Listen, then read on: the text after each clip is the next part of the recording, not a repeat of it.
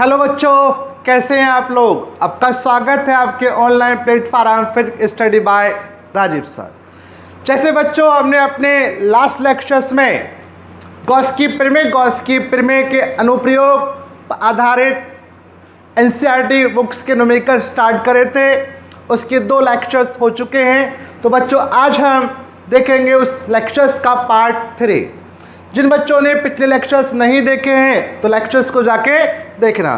तो बच्चों स्टार्ट करते हैं आज के महत्वपूर्ण न्यूमेरिकल्स। और आज का फर्स्ट न्यूमेरिकल्स है एनसीईआरटी बुक्स का 1.20। बच्चों न्यूमेरिकल्स को ध्यान से समझना है क्योंकि इंपॉर्टेंट न्यूमेरिकल्स है। देखिए बच्चों 1.20 न्यूमेरिकल दे रखा है कि किसी बिंदु आवेश के कारण उस बिंदु को केंद्र मानकर खींचे गए 10 सेंटीमीटर त्रिज्या के गोलीय गॉसीय पृष्ठ पर वायुद फ्लक्स -1.0 गुणा 10⁻³ न्यूटन मीटर स्क्वायर प्रति कूलम है। न्यूटन मीटर स्क्वायर प्रति कूलम है। ठीक है, देखिए यानी कि किसी आवेश को यानी किसी बिंदु आवेश को केंद्र मानकर एक गोलीय पृष्ठ खींचा गया। जैसे मैं सपोज करो ये आवेश रखा है, अब इसको केंद्र मानकर एक गोलीय पृष्ठ ये खींच दिया गया। तो इस गोलीय पृष्ठ से जो निर्गत वायुद फ्लक्स है वह -1.0 गुणा 10⁻³ न्यूटन मीटर स्क्वायर प्रति कूलम है। न्यूटन मीटर स्क्वायर प्रति कूलम है। तो फर्स्ट क्वेश्चन है, यदि गॉसीय पृष्ठ की त्रिज्या दुगनी कर दी जाए तो पृष्ठ से कितना फ्लक्स गुजरेगा। यदि गॉसीय पृष्ठ की त्रिज्या कितनी कर दी जाए बच्चों, दुगनी कर दी जाए तो पृष्ठ से कितना फ्लक्स गुजरेगा। तो देखते हैं फर्स्ट पोर्शंस का सॉल्यूशन। देखिए बच्चों आपको मालूम है कि गॉस की प्रमेय अनुसार गॉस की प्रमेय से किसी भी पृष्ठ से निर्गत वायुद फ्लक्स जो होता है वह होता है Q/ε0। यानी किसी बंद पृष्ठ से निर्गत जो वायुद फ्लक्स होता है वो होता है Q/ε0। और इस फार्मूले से क्लियर है कि इस फार्मूले में कहीं भी जो गॉसीय पृष्ठ होता है उस पृष्ठ का आकार आकृति उसका क्षेत्रफल तो नहीं आ रहा। तो इसका मतलब ये हुआ कि किसी पृष्ठ से निर्गत जो वायुद फ्लक्स होता है वह पृष्ठ के क्षेत्रफल पर निर्भर नहीं करता है। पृष्ठ के क्षेत्रफल निर्भर नहीं करता है। जब पृष्ठ के क्षेत्रफल पर निर्भर नहीं करता है तो अगर हम पृष्ठ की त्रिज्या दुगनी कर दें, उसका साइज बढ़ा दें तो वायुद फ्लक्स में कोई परिवर्तन नहीं होगा। तो बच्चों इसका आंसर क्या हो जाएगा कि वायुद फ्लक्स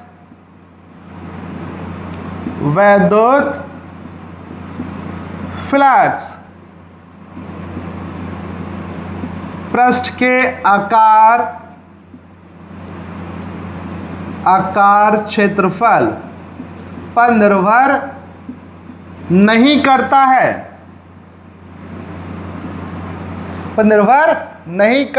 तो इसका मतलब ये हुआ कि वायुद फ्लक्स में कोई परिवर्तन नहीं होगा। वायुद फ्लक्स में कोई परिवर्तन नहीं होगा। ठीक है बच्चों, ये तो हुआ फर्स्ट पोर्शन। यानी कि जो वायुद फ्लक्स होता है वह पृष्ठ के आकार पर डिपेंड नहीं करता। पृष्ठ कितना भी बड़ा हो, कितना भी छोटा हो, किसी भी आकार का हो, गोलीय हो, घनीय हो, ठीक है, उन पे आकार आकृति पे क्षेत्र पर निर्भर नहीं करता है। तो पृष्ठ की त्रिज्या बढ़ाने पर वायुद फ्लक्स में कोई परिवर्तन नहीं होगा। अब देखिए बच्चों सेकेंड न्यूमेरिकल्स। अब देखिए इसका सेकेंड पोर्शन। तो बच्चों सेकेंड पोर्शन में ये दे रखा है कि बिंदु आवेश का मान, यानी जिस बिंदु आवेश को केंद्र मानकर गॉसीय गोलीय पृष्ठ खींचा गया था तो उस बिंदु आवेश का मान कितना है। तो देखिए चूंकि वायुद फ्लक्स फाई ई बराबर होता है क्यू अपॉन एप्सिलॉन नॉट, वायुद फ्लक्स कितना 1 माइनस 1.0 गुणा 10⁻3। अब बच्चों देखिए आप ये सोच रहे होंगे कि वायुद फ्लक्स माइनस में क्यों है। तो बच्चों ध्यान रखना वायुद फ्लक्स जो होता है वो पॉजिटिव भी होता है, नेगेटिव भी होता है और ज़ीरो होता है। ठीक है, वायुद फ्लक्स पॉजिटिव कब होता है, जब वैद्युत बल रेखाएं निर्गत होती हैं। वैद्युत बल रेखाएं दोबारा समझ लीजिए, यानी कि पॉजिटिव कब होता है वैद्युत फ्लक्स, जब वैद्युत बल रेखाएं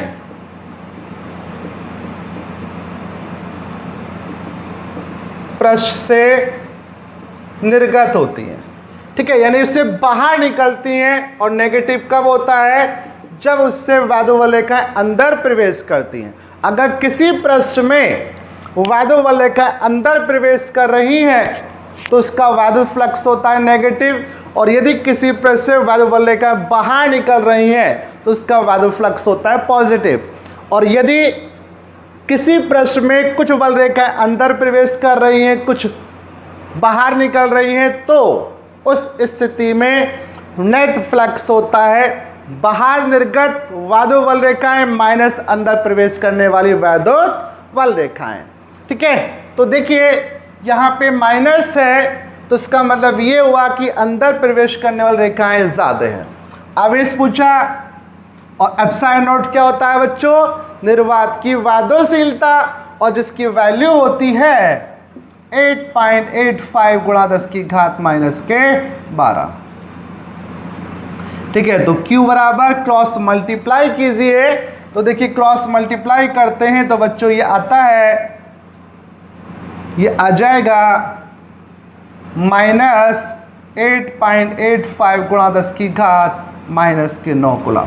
बच्चों देखिए इसको देखकर कल आपको इकोनॉमिकल्स कराया गया था, शायद कल की जो सेशन था उसमें फर्स्ट न्यूमेरिकल्स था, तो वहाँ पे थोड़ी मिस्टेक हो गई थी कैलकुलेशन में। शायद यही मिस्टेक थी कि गुणा करते हैं तो गुणा में घातें जुड़ेंगी 10⁻³ प्लस का और ये माइनस के 12, तो शायद वहाँ पे 10⁻⁻8 लिख गया है। वैसे मैंने उस लेक्चर्स के कमेंट बॉक्स में कमेंट भी कर दिया है। ठीक है, तो उसको आप देख लेना। ठीक है, मिस्टेक हो जाती है कभी कभी कैलकुलेशन में, तो आपको थोड़ा सा ठीक है कंफ्यूज नहीं होना है, कभी कभी मिस्टेक हो जाती है।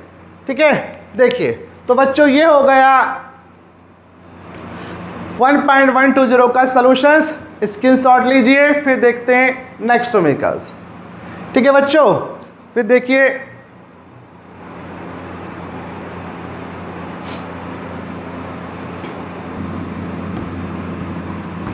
अब देखिए बच्चों 1.21 ये है कि 10 सेंटीमीटर त्रिज्या के गोले पर अज्ञात परिमाण का आवेश है। यानी एक गोला है और गोले की त्रिज्या दी गई है r बराबर 10 सेंटीमीटर। तो गोले की त्रिज्या कितनी है बच्चों, 10 सेंटीमीटर है।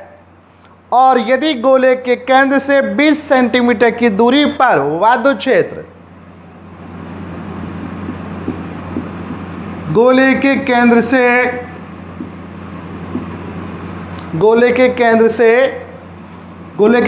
या कह सकते हैं गोले के बाहर, गोले के केंद्र से 20 सेंटीमीटर दूरी पर वायुद क्षेत्र,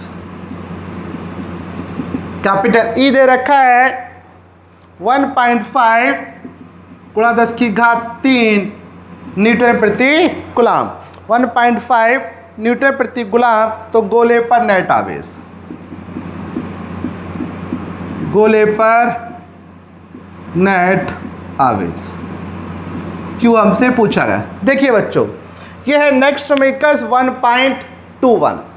अब 1.21 में बच्चों क्या दिया गया है, यहाँ पे ये दिया गया है कि एक गोला है जिसकी त्रिज्या जिसकी त्रिज्या मान लीजिए गोला, ठीक है, और इसकी त्रिज्या है 10 सेंटीमीटर।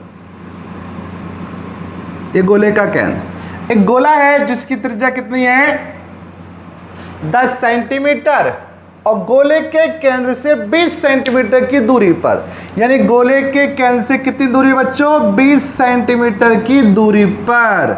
मान लीजिए यहां पे ये कोई बिंदु है P, तो इस बिंदु पर जो विद्युत क्षेत्र है वो कितना है, यानी इस पॉइंट पर जो विद्युत क्षेत्र हमें दिया गया है 1.5 गुणा 10⁻³ न्यूटन प्रति कूलम है। यानी गोले की त्रिज्या 10 सेंटीमीटर, गोले के केंद्र से 20 सेंटीमीटर की दूरी पर, गोले के केंद्र से 20 सेंटीमीटर दूरी पर, तो गोले के केंद्र से बिंदु तक की दूरी क्या हो गई r कितनी 20 सेंटीमीटर पर विद्युत क्षेत्र। और जो विद्युत क्षेत्र है बच्चों इसकी दिशा है त्रिज्यत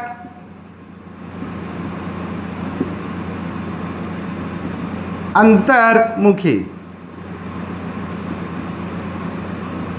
अंतर्मुखी, यानी कि जो विद्युत क्षेत्र है वह त्रिज्या के अनुदेश अंदर की ओर है, ठीक है। यानी बच्चों यहां पे गोला दिया गया है एक 10 सेंटीमीटर त्रिज्या, तो देखिए बच्चों यहां पे ये गोला दे रखा है हमें 10 सेंटीमीटर त्रिज्या का और गोले के केंद्र से 20 सेंटीमीटर की दूरी पर, 20 सेंटीमीटर दूरी पर ये कोई बिंदु है और यहाँ पे जो विद्युत क्षेत्र दे रखा है 1.5 गुणा 10⁻³ न्यूटन प्रति कूलम है। कितना बच्चों 1.5 गुणा 10⁻³ न्यूटन प्रति कूलम है। और ये जो विद्युत क्षेत्र है इसकी जो दिशा है वह अंदर की ओर है, यानी कि दिशा दी गई है त्रिज्यत अंतर्मुखी। यानी क्या दी गई बच्चों त्रिज्यत अंतर्मुखी दी गई है। तो हमसे पूछा इस गोले पर नेट आवेश ज्ञात कीजिए, इस गोले पर नेट आवेश ज्ञात कीजिए। तो देखिए बच्चों सबसे पहले यहाँ पर गोले के केंद्र से बिंदु तक की दूरी कितनी 20 सेंटीमीटर, तो गोले से केंद्र तक की दूरी कितनी 20 सेंटीमीटर। इसको आप सबसे पहले मीटर में चेंज करेंगे और सेंटीमीटर को मीटर बनाने के लिए कितने से गुणा 10⁻² से गुणा। चूँकि फार्मूले में हम जो भी राशि यूज़ करते हैं सबके मात्रक SI पद्धति के यूज़ करते हैं और SI पद्धति में जो दूरी का मात्रक होता है मीटर होता है। अब देखिए बच्चों जैसे जब हमने गॉस थ्योरम के एप्लीकेशंस पढ़े थे तो आपको ये प्रूव कराया गया था कि किसी खोखले गोले के कारण गोला कैसा भी हो, गोले के बाहर स्थित किसी बिंदु पर, चूंकि गोले के बाहर स्थित बिंदु पर विद्युत क्षेत्र की तीव्रता, विद्युत क्षेत्र की तीव्रता जो होती है वह 1/4πε0 Q/r² होती है। तो डायरेक्ट फार्मूले पर ओमिकस का वैल्यू रखिए और 1/4πε0 का मान कितना होता है बच्चों 9 गुणा 10⁻9। कितना होता है 9 गुणा 10⁻9। क्यों आवेश हमसे पूछा गया है, ठीक है। और r दूरी कितनी है बच्चों यहाँ से 20 सेंटीमीटर को मीटर में कन्वर्ट करा था तो 20 गुणा 10⁻²।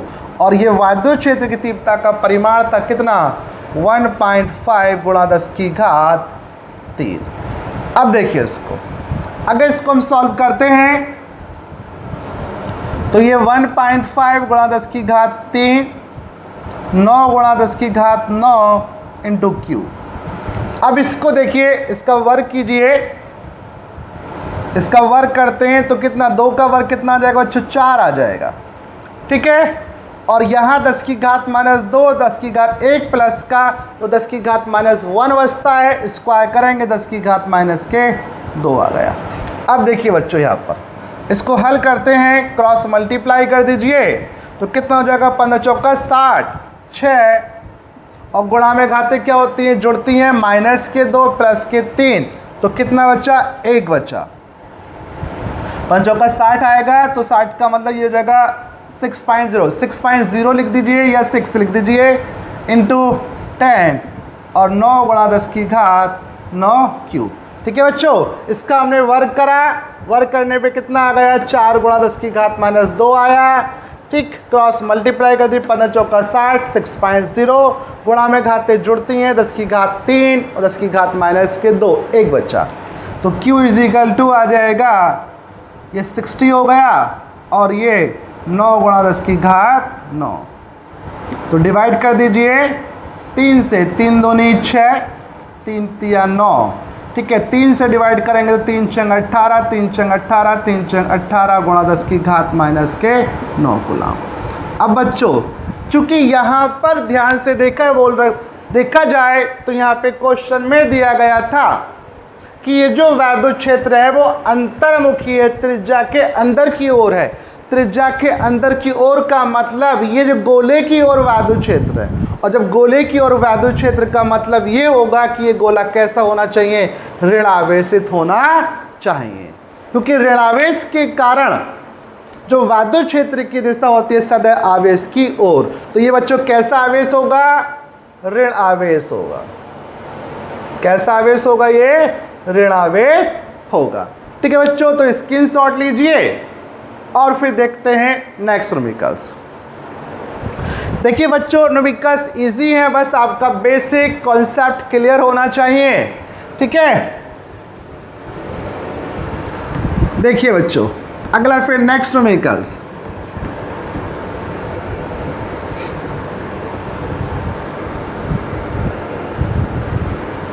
देखिए नेक्स्ट न्यूमेरिकल्स है 1.22। 1.22 इधर रखा कि 4 सेंटीमीटर व्यास के एक समान आवेशित चालक गोले का पृष्ठीय आवेश घनत्व 80 माइक्रोकूलम मीटर स्क्वायर है। आवेशित चालक गोले, आवेशित चालक गोले का व्यास, आवेशित चालक गोले का व्यास दे रखा है 2.4 मीटर। आवेशित चालक गोले का व्यास कितना है बच्चों, 2.4 मीटर, और इस पे आवेश पृष्ठ घनत्व, आवेश पृष्ठ घनत्व सिग्मा ये दिया गया है 80 माइक्रोकूलम प्रति मीटर स्क्वायर। ठीक है, तो फर्स्ट पूछा गया है गोले पर आवेश Q ज्ञात करना है, और सेकंड पूछा गया है गोले के पृष्ठ से निर्गत वैद्युत फ्लक्स, पृष्ठ से निर्गत वैद्युत फ्लक्स फाई ई। ठीक है बच्चों, तो देखिए आवेशित चालक गोला है, इसका व्यास कितना, 2.4 मीटर। अब चूंकि गोला कैसा है, ये आवेशित चालक गोला, तो इसका मतलब कैसा गोला होगा बच्चों, खोखला। इसका व्यास कितना है, 2.4 मीटर, तो इसकी जो त्रिज्या होगी वो क्या होगी, इसकी आधी होगी, यानी कितना बच्चों, 1.2 मीटर। तो सबसे पहले हमने क्या करा, व्यास से त्रिज्या कैलकुलेट कर ली। गोले पर आवेश का पृष्ठ घनत्व, चूँकि आप जानते हैं कि जब किसी गोले को आवेशित किया जाता है तो आवेश पूरे गोले के पृष्ठ पर एक समान रूप से वितरित हो जाता है। ठीक है, तो आवेश पृष्ठ घनत्व कितना, 80 माइक्रोकूलम मीटर स्क्वायर। अब बच्चों आवेश जो होता है, आवेश का जो एसआई मात्रक होता है वो क्या होता है, कूलम, लेकिन यहाँ पे क्या है, माइक्रोकूलम, तो इसको कूलम में चेंज कीजिए, और माइक्रोकूलम को कूलम में चेंज करने के लिए क्या करते हैं, 10 की घात माइनस 6 से, कितने से, 10 की घात माइनस 6 से मल्टीप्लाई करेंगे और ये बन जाएगा कूलम प्रति मीटर स्क्वायर। और पूछा गया है गोले पर आवेश। देखिए बच्चों, यहाँ पे हमें दिया गया था आवेश पृष्ठ घनत्व यानी कि सिग्मा, और आवेश पृष्ठ घनत्व का मतलब होता है किसी यानी कि एकांक पृष्ठीय प्रति एकांक पृष्ठीय क्षेत्रफल पर उपस्थित आवेश की मात्रा को आवेश पृष्ठ घनत्व कहते हैं। यानी कि आवेश पृष्ठ घनत्व का मतलब ये हुआ कि जब किसी वस्तु को आवेशित किया जाता है और आवेश उसके समतल पृष्ठ पर या वक्र पृष्ठ पर एक समान रूप से वितरित हो जाता है, तो उस स्थिति में प्रति एकांक पृष्ठीय क्षेत्रफल पर उपस्थित आवेश की मात्रा को आवेश पृष्ठ घनत्व कहते हैं। ठीक है, और सिग्मा इज इक्वल टू होता है Q अपॉन ए, और ए क्या होता है? क्षेत्रफल। और गोले के लिए ए बराबर हो जाएगा बच्चों 4 पाई आर स्क्वायर। कितना? 4 पाई आर स्क्वायर। तो सिग्मा इज इक्वल टू आया Q upon 4 pi R square. Value रखिए, सिग्मा कितना है? 80 गुणा 10 की घात माइनस के 6। Q आवेश पूछा गया है 4 पाई, और R कितना? 1.2 का स्क्वायर। क्रॉस मल्टीप्लाई कीजिए तो ये हो जाएगा 80 गुणा 10 की घात माइनस के 6, 4 पाई, और 1.2 का स्क्वायर करें तो 1.44। ठीक है, मल्टीप्लाई करते हैं, देखिए तो ये आ जाता है बच्चों, इसकी मल्टीप्लाई करें तो 8 चौक 32, 320 पाई इंटू 1.44 गुणा 10 की घात माइनस के 6। ठीक है, अब यहाँ पे 320 पाई और 1.44 की मल्टीप्लाई करनी है, तो अगर इसको किया जाए, ठीक है, 1.44 और 320 तो मल्टीप्लाई करें, देखिए 2 चौक 8 हो जाएगा, 2 चौक 8, 2 हो गया, 3 चौक 12, 3 चौक 12 13, 3 और 1 4, ये 8 आया, 10 आया, 5 6 हो गया, और ये 4 हो गए, ये 0 और 2 अंक बाद ये दशमलव, यानी कि 460.80 पाई गुणा 10 की घात माइनस 6 कूलम। तो बच्चों ये आ गया इस गोले पर उपस्थित आवेश कितना होगा? 460.80 पाई गुणा 10 की घात माइनस 6 कूलम। इसको आगे हम और भी सॉल्व कर सकते हैं। कैसे? ये 460.80 है, पाई का मान कितना? 3.14 गुणा 10 की घात 6। मल्टीप्लाई कर दीजिए, आंसर आ जाएगा कूलम। आई होप बच्चों आप इतनी मल्टीप्लाई तो कर सकते हैं, 12th के स्टूडेंट्स हैं, फिजिक्स पढ़ रहे हैं, तो इतनी मल्टीप्लाई तो कर सकते हैं। ठीक है, तो बच्चों ये हुआ फर्स्ट पोर्शन। अब देखिए सेकेंड पोर्शन हमसे पूछा था कि पृष्ठ से निर्गत वायुद फ्लक्स कितना है? पृष्ठ से निर्गत वायुद फ्लक्स कितना है?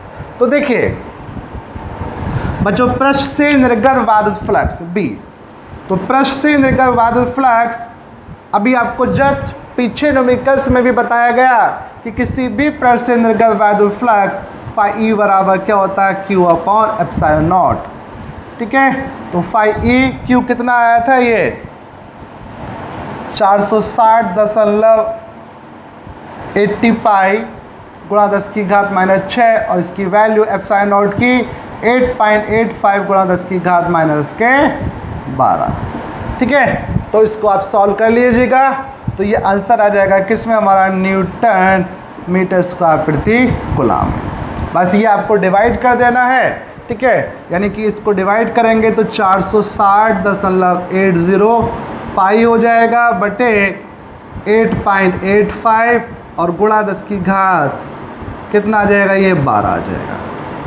ठीक, तो आप इसको डिवाइड करेंगे तो ये आंसर आ जाएगा। आई होप ये आपको क्लियर हो गया होगा। ठीक है बच्चों, तो देखिए इसका स्क्रीनशॉट लीजिए, फिर देखते हैं नेक्स्ट न्यूमेरिकल्स।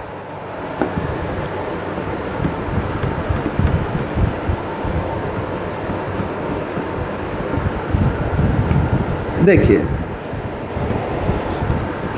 अब बच्चों नेक्स्ट न्यूमेरिकल्स है 1.23। कौन सा बच्चों? 1.23। देखिए 1.23 दे रखा है कि कोई अनंत रेखीय आवेश 2 सेंटीमीटर दूरी पर 9 गुणा 10 की घात 4 न्यूटन प्रति कूलम का वायुद क्षेत्र उत्पन्न करता है। यानी कि अनंत रेखीय आवेश से 2 सेंटीमीटर दूरी पर उत्पन्न वैद्युत क्षेत्र, यानी अनंत रेखीय आवेश से 2 सेंटीमीटर दूरी पर उत्पन्न वैद्युत क्षेत्र दे रखा है 9 × 10⁴ न्यूटन प्रति कूलम। ठीक है, इतना वैद्युत क्षेत्र उत्पन्न करता है तो रेखीय आवेश घनत्व, रेखीय आवेश घनत्व, और ये होता है बच्चों लैम्डा। बच्चों देखिए, इस समीकरण में हमें दिया गया है कि अनंत रेखीय आवेश से 2 सेंटीमीटर की दूरी पर किसी बिंदु पर 9 × 10⁴ न्यूटन प्रति कूलम का वैद्युत क्षेत्र उत्पन्न होता है, तो उस आवेश का रेखीय आवेश घनत्व अर्थात लैम्डा हमसे पूछा गया है। देखिए बच्चों, रेखीय आवेश घनत्व का मतलब क्या होता है, यह आपको फर्स्ट चैप्टर्स में थ्योरी में बताया भी गया कि जब आवेश किसी रेखीय चालक पर उसकी लंबाई के अनुदेश बटा होता है, तो प्रति एकांक लंबाई पर उपस्थित आवेश की मात्रा को रेखीय आवेश घनत्व कहते हैं। प्रति एकांक लंबाई पर उपस्थित आवेश की मात्रा को रेखीय आवेश घनत्व कहते हैं। ठीक है, तो देखिए ये भी हमने थ्योरी में प्रूव करा था कि रेखीय अनंत लंबाई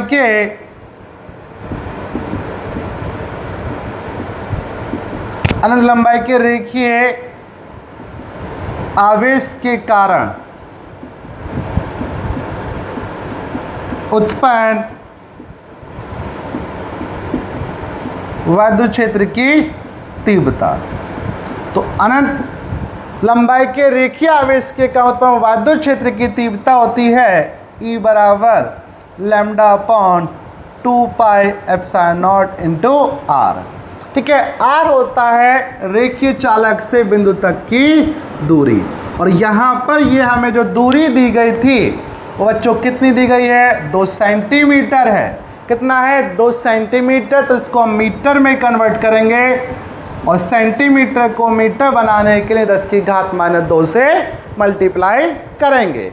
ठीक है बच्चों, तो देखिए अब इसको आगे हम सॉल्व कैसे करें, चूँकि पीछे जितने भी इस चैप्टर्स में इलेक्ट्रोस्टैटिक्स के फर्स्ट चैप्टर्स में जितने भी फार्मूले थे, सब में क्या था, जो नियतांक चलता है बच्चों 1/4πε0, क्योंकि हमें 1/4πε0 की डायरेक्ट वैल्यू मालूम है, इसकी वैल्यू होती है 9 × 10⁹, लेकिन यहाँ पे 2πε0 है, तो इसको हम इस प्रकार से भी लिख सकते हैं। हमने क्या करा, 2 से मल्टीप्लाई नीचे और 2 से मल्टीप्लाई ऊपर कर दी। ऐसा करने से क्या हुआ कि ये बन गया 1/4πε0। बस अब कुछ नहीं रहा इस सवाल में, बिल्कुल हलवा हो गया। ठीक है, तो वैल्यू रखते हैं, ई वैद्युत क्षेत्र की तीव्रता 9 × 10⁴, ठीक, 2 लैम्डा पूछा गया है, और 1/4πε0 का मान होता है 9 × 10⁹, और r चालक से बिंदु तक की दूरी कितनी, 2 × 10⁻²। ठीक है बच्चों, यहाँ पे ई की वैल्यू पुटअप करिए, लैम्डा पूछा गया है, 1/4πε0 का मान 9 × 10⁻², ठीक, और r की वैल्यू कितनी, 2 × 10⁻²। तो देखिए इस 2 से ये 2 कैंसिल हुआ, इस 9 से ये 9 कैंसिल हुए, क्रॉस मल्टीप्लाई कीजिए तो 10⁻4 प्लस के माइनस के 2 तो प्लस के 2। ठीक है, और लैम्डा × 10⁹, और लैम्डा बराबर 10⁻² ऊपर जाके कैसे हो जाएंगे, जब उसको ऊपर लेके जाएंगे तो -9 प्लस के 2, तो कितना आ गया, -7 कूलम प्रति मीटर। तो ये आ गया इस चालक का रेखीय आवेश घनत्व। स्क्रीनशॉट लीजिए, फिर देखते हैं नेक्स्ट न्यूमेरिकल्स।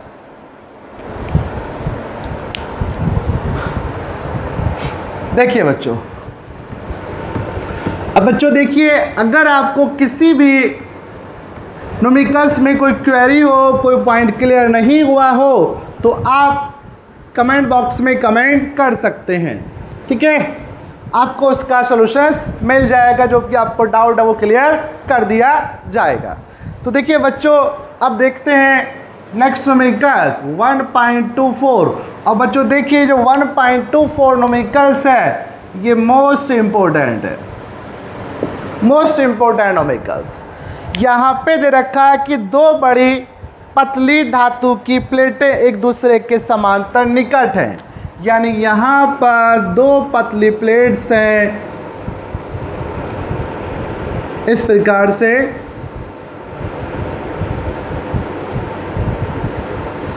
एक दूसरे के समांतर है, ठीक है। और दे रखा है इनके भीतरी फलकों पर प्लेटों के आवेश पृष्ठीय घनत्वों के चिन्ह विपरीत हैं। चिन्ह विपरीत का मतलब ये हुआ कि एक प्लेट क्या है, पॉजिटिव आवेशित है और एक प्लेट पर ऋण आवेश है, ठीक है। और इनके जो आवेश पृष्ठ घनत्व हैं, आवेश पृष्ठ घनत्वों के परिमाण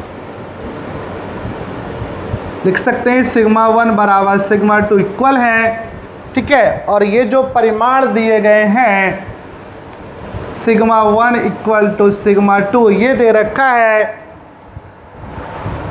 17.0 गुणा 10 की घात माइनस के 22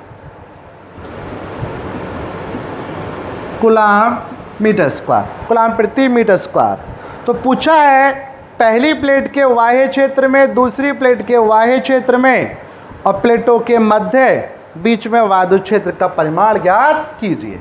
देखिए बच्चों, यानी कि यहाँ पहली प्लेट ये दूसरी प्लेट, तो यहाँ हमसे पूछा है कि पहली प्लेट के बाह्य क्षेत्र में, फर्स्ट मान लीजिए पहली प्लेट के बाह्य क्षेत्र में, पहली प्लेट के बाह्य क्षेत्र में, दूसरी प्लेट के बाह्य क्षेत्र में और थर्ड है दोनों प्लेटों के मध्य वायु क्षेत्र की तीव्रता, वायु क्षेत्र की तीव्रता। क्वेश्चंस को दोबारा समझिए बच्चों। देखिए यहाँ पर हमें ये दो प्लेट दी गई हैं, आवेशित हैं, दोनों पर आवेश पृष्ठ घनत्वों का परिमाण क्या है, समान है। कितना है, 17.0 गुणा 10 की घात माइनस के 22, 17.0 गुणा 10 की घात माइनस के 22, 17.0 गुणा 10 की घात माइनस के 22 कूलाम मीटर स्क्वायर है। तो पूछा है पहली प्लेट के बाह्य क्षेत्र में, दूसरी प्लेट के बाह्य क्षेत्र में और दोनों प्लेटों के मध्य वायु क्षेत्र की तीव्रता ज्ञात कीजिए। ठीक, अब देखिए बच्चों यहाँ पर ये रखा कि दोनों प्लेटों पे आवेश पृष्ठ घनत्व के परिमाण समान है, लेकिन प्रकृति क्या है, विपरीत। अर्थात एक प्लेट धनावेशित है, एक प्लेट ऋणावेशित है, तो एक पर आवेश पृष्ठ घनत्व पॉजिटिव और एक पर नेगेटिव है। तो पहले प्लेट के बाह्य क्षेत्र यहाँ पर, दूसरी प्लेट के बाह्य क्षेत्र यहाँ पर और दोनों प्लेटों के मध्य यानी कि यहाँ पर वायु क्षेत्र की तीव्रता ज्ञात करनी है। तो देखते हैं, सबसे पहले हम पहले प्लेट के बाह्य क्षेत्र यानी यहाँ पर मान लीजिए पॉइंट P है, ठीक है। तो देखिए अब बच्चों देखिए बहुत इंपॉर्टेंट न्यूमेरिकल्स है। अब भी हम पहली प्लेट का बाह्य क्षेत्र मान लिया, तो देखिए यहाँ पर क्या होगा, पहली प्लेट यहाँ पे वायु क्षेत्र उत्पन्न करेगी, दूसरी प्लेट भी यहाँ पे वायु क्षेत्र उत्पन्न करेगी, ठीक है। अब देखिए पहली प्लेट बच्चों कैसी है, धनावेशित। तो आपको मालूम है, आपको कई बार बताया गया कि धनावेश के कारण किसी बिंदु पर, धनावेश के कारण किसी बिंदु पर उत्पन्न जो वायु क्षेत्र की तीव्रता होती है आवेश से दूर की ओर। किधर की ओर बच्चों, आवेश से दूर की ओर। तो यहाँ पे जो वायु क्षेत्र उत्पन्न होगा पहली प्लेट के कारण वो आवेश से दूर की ओर E1, ठीक। अब दूसरी प्लेट यहाँ पे वायु क्षेत्र उत्पन्न करेगी। अब दूसरी प्लेट कैसी बच्चों, ऋणावेशित, और ऋणावेश के कारण किसी बिंदु पे जो वायु क्षेत्र होता है उसकी दिशा सदैव आवेश से आवेश की ओर होती है। किधर की ओर, आवेश की ओर। तो यहाँ पे वायु क्षेत्र होगा इधर की ओर, E2। ठीक, तो देखिए फर्स्ट पहली प्लेट के बाह्य क्षेत्र में, तो पहली प्लेट के बाह्य क्षेत्र में उत्पन्न वायु क्षेत्र की तीव्रता। ठीक है, अब बच्चों यहाँ पे दो वायु क्षेत्र उत्पन्न हुए और दोनों कैसे एक दूसरे के विपरीत दिशा में, और जब दो सदिश राशि एक दूसरे के विपरीत दिशा में होती हैं तो वहाँ पे जो परिणामी होता है उन दोनों के अंतर के बराबर होता है। तो यहाँ पे बच्चों आ जाएगा E बराबर हो जाएगा E1 माइनस E2। ठीक, और E1 क्या होगा, आवेशित प्लेट है तो इसके कारण उत्पन्न वायु क्षेत्र की तीव्रता होती है σ1/2 epsilon nought minus σ2/2 epsilon nought. अब यहाँ पे वैल्यू रखिए, σ1 σ2 दे रखा है 17.0 गुणा 10 की घात माइनस के 22 2 एप्सिलॉन नॉट, और ये हो गया 17.0 गुणा 10 की घात माइनस के 22 अपॉन 2 एप्सिलॉन नॉट। ठीक, तो यहाँ पे ये पॉजिटिव नेगेटिव कैंसिल आउट और परिणामी वायु क्षेत्र कितना हो गया बच्चों, 0 हो गया। यानी कि पहली प्लेट के बाह्य वायु क्षेत्र में, पहली प्लेट के बाह्य क्षेत्र में जो वायु क्षेत्र की तीव्रता आएगी बच्चों कितनी आएगी, 0 आएगी। अब इसी प्रकार से देखते हैं दूसरी प्लेट के बाह्य वायु क्षेत्र। मान लीजिए पॉइंट Q है, यहाँ पे वायु क्षेत्र निकालना। तो देखिए पहली प्लेट धनावेशित, तो धनावेश के कारण यहाँ पे जो वायु क्षेत्र उत्पन्न होगा उसकी दिशा आवेश से दूर की ओर अर्थात इधर की ओर। ठीक, अब दूसरी प्लेट ऋणावेशित, तो ऋणावेश के कारण वायु क्षेत्र किधर की ओर, आवेश की ओर, आवेश की ओर E2। तो यहाँ भी बच्चों दोनों वायु क्षेत्र कैसे आ रहे हैं, एक दूसरे के विपरीत दिशा में, तो परिणामी कैसे होगा, इसी प्रकार से सॉल्व होगा, सिमिलरली इसी प्रकार से। ठीक है, तो यहाँ भी जो वायु क्षेत्र आएगा बच्चों कितना आएगा, 0 आएगा। क्या आएगा, 0 आएगा। ठीक है, अब देखिए बच्चा हमारा थर्ड पोर्शन है कि दोनों प्लेटों के मध्य है, दोनों प्लेटों के मध्य है, दोनों प्लेटों के मध्य है, दोनों प्लेटों के मध्य है। तो देखिए डायरेक्शन देखते हैं पहले। पहली प्लेट धनावेशित, मान लीजिए प्लेट ये बिंदु Q R है, मान लीजिए मध्य कोई बिंदु ले लिया हमने।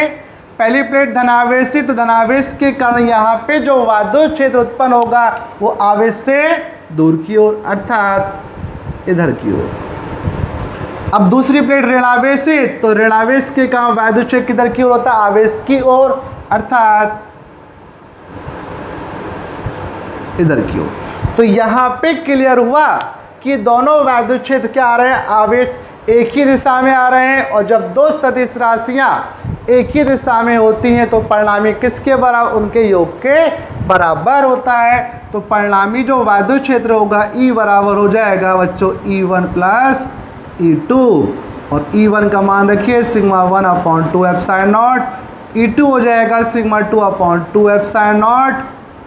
वैल्यू रखिए 17.0 गुणा 10 की घात माइनस के 22, 2 एप्सिलॉन नॉट का मान 8.85 गुणा 10 की घात माइनस के 12 प्लस 17.0 गुणा 10 की घात माइनस के 22 अपॉन 2 इंटू 8.85 गुणा 10 की घात माइनस के 12।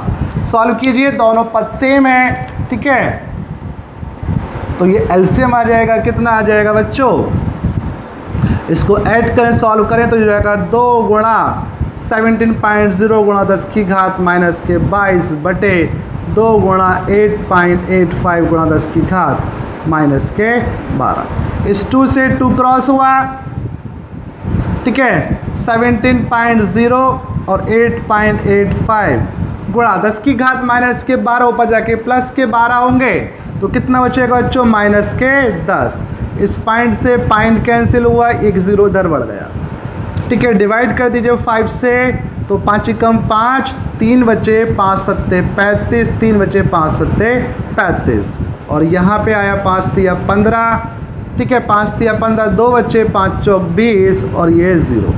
ठीक है, तो कितना आएगा बच्चों, ये 340 बटे 177 गुणा 10 की घात माइनस के 10। तो अगर इसको हम डिवाइड करें, ठीक है, तो इसको डिवाइड करें, देखिए 340 को 170 से डिवाइड कीजिए, 177 से डिवाइड कीजिए। ठीक है, क्योंकि इसको हमने यहाँ पे करा था 5 कम 5। ठीक है, तो अब जानते हैं कि 17 दूनी 34 होता है, यानी कि 1 पॉइंट समथिंग ये आ जाएगा। बच्चों कितना आ जाएगा, 1 पॉइंट समथिंग, यानी कि 1 पॉइंट समथिंग गुणा 10 की घात माइनस 10 न्यूटन प्रति कूलाम, न्यूटन प्रति कूलाम हो जाएगा। ठीक है बच्चों, आई होप आपको ये क्लियर हो गया होगा। ठीक है, तो बच्चों आज का सेशन यहीं पे समाप्त करते हैं। लेक्चर आपको पसंद आया हो तो लेक्चर्स को लाइक करना, जिन स्टूडेंट्स ने चैनल को सब्सक्राइब नहीं करा है चैनल को सब्सक्राइब भी करना, और बेल आइकन को भी प्रेस कर देना है कि जैसे ही कोई न्यू इम्पोर्टेंट लेक्चर्स अपलोड हो तो उसका नोटिफिकेशंस आपके पास तुरंत पहुंच जाए। ठीक है बच्चों, तो मिलते हैं अपने नेक्स्ट लेक्चर्स में, तब तक के थैंक यू, धन्यवाद।